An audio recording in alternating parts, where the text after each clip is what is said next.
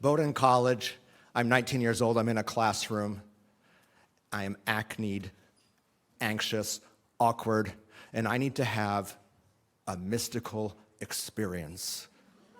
I know this because the Religion 101 professor, Professor Gohegan's pacing back and forth in front of the classroom. He's like a former Methodist minister, and he's sermonizing us. He's going, the only way to be truly happy is to have a direct experience of God.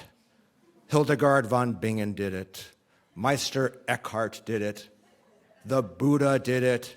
And you can do it. And God knows, I need something to make me happy. I've kind of had a childhood and young adulthood of social rejection. I have this squinting problem. I'm a deeply unhappy kid. All the other kids are popular.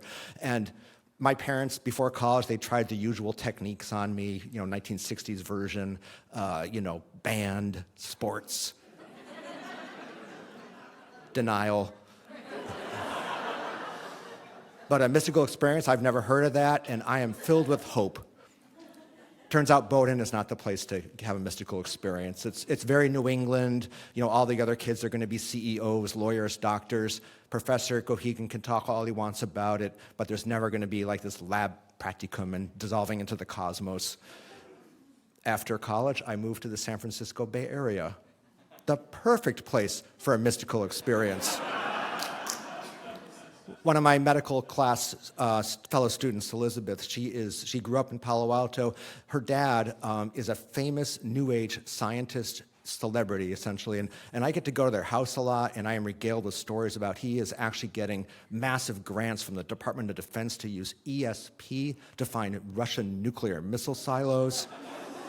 He and Elizabeth, they regularly talk to dolphins. With the famous dolphin researcher John Lilly, they travel down to Esalen, the famous Human Potential Institute in Big Sur, and they're treated like celebrities, and I'm hanging out with them, and with that family, I have easy access to LSD, mushrooms, fire walking, you name it.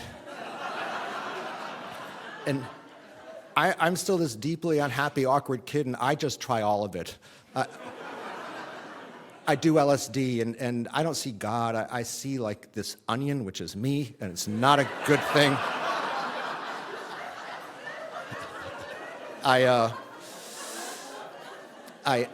We go to Mount Shasta. I do a rebirthing ritual. I get a migraine.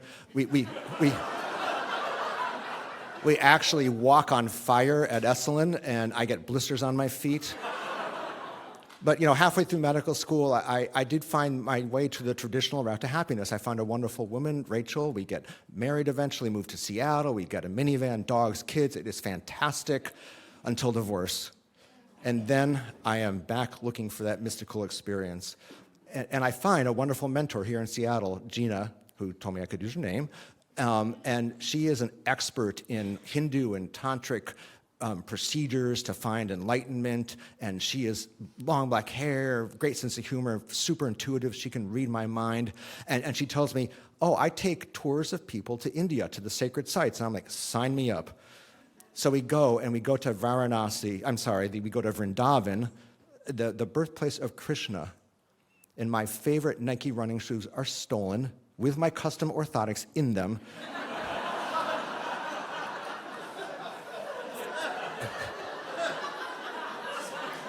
From the outside of the temple, because we had to leave our shoes out there. And then we end up in Varanasi, India's most sacred city.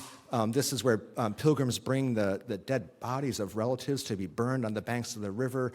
It's this amazing place, and we're sitting on the stone steps going down to the Ganges. We are chanting mantra, and an old Indian woman kind of shuffles over to us, and she's sweeping those stairs, and she sweeps dried goat feces onto me. And then we end up at the Chirashi Kutia. This is the so-called Beatles ashram. This is near Rishikesh. It's where the Beatles actually hung out, and they attained enlightenment. And it's this east-west kind of place, and this is going to be it for me. It's a beautiful sunny day. I'm standing in the courtyard. There's crackling energy of all these pilgrims and our group and a lot of Indian people milling around. And it's a sunny day, and it starts lightly raining.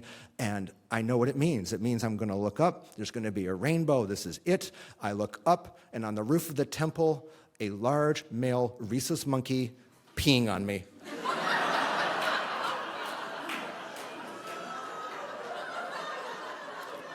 Making eye contact.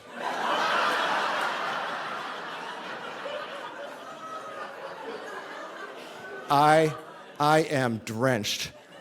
And Gina takes one look at me and she just starts cracking up. She's like, can hardly control herself. And I'm feeling this kind of return of the childhood humiliation stuff. And I'm looking around, there's all those pilgrims. They were milling around, but now they're looking at me.